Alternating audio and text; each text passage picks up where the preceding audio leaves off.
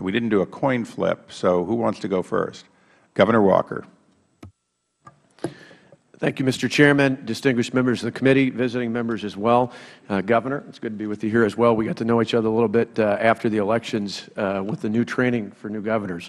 It's an honor to be here today. As was mentioned by several in the testimony, we're not alone in Wisconsin. There's 44 different states in the District of Columbia that's facing deficits. In fact, in total, over $111 billion in total deficits, ranging from 2 to 45% of their budgets.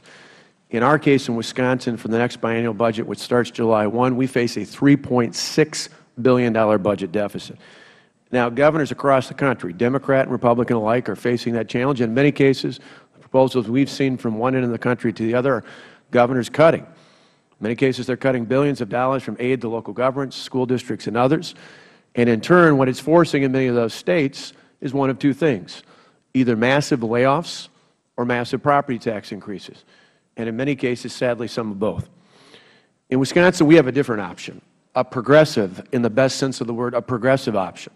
For us, we're giving state and local governments the tools they need, not just to balance the budget this year or for the next 2 years, but for generations to come. And that's important. Now, some here and other places around the country may say that's a bold political move, but I would argue it's a very modest request.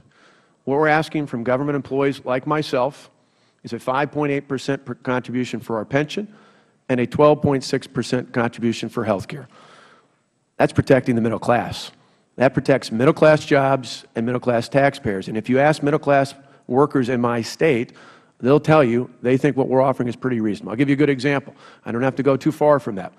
My brother David works as a banquet manager, part-time as a bartender. His wife works for a department store.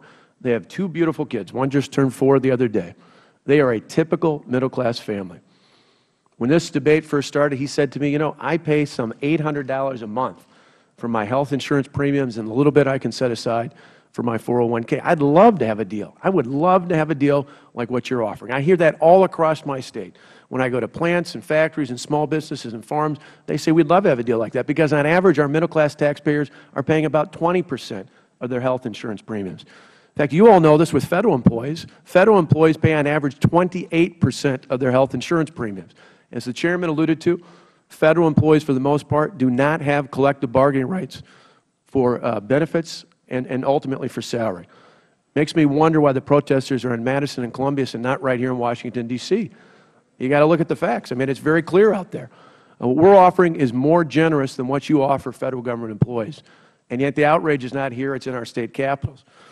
More important, though, than just the fiscal impact, because what we're talking about here ultimately saves $1.7 billion in state and local government spending over the next 2 years in our biennial budget. It's not the only way we're balancing our budget, but it is a piece of that. The other important element to remember is this makes government work better. I can think no better example than a young woman by the name of Megan Sampson, who a year ago was named the Outstanding Teacher of the Year, a teacher in the Milwaukee public school system at the time, and a week later she got a pink slip. She was one of the teachers laid off. Why?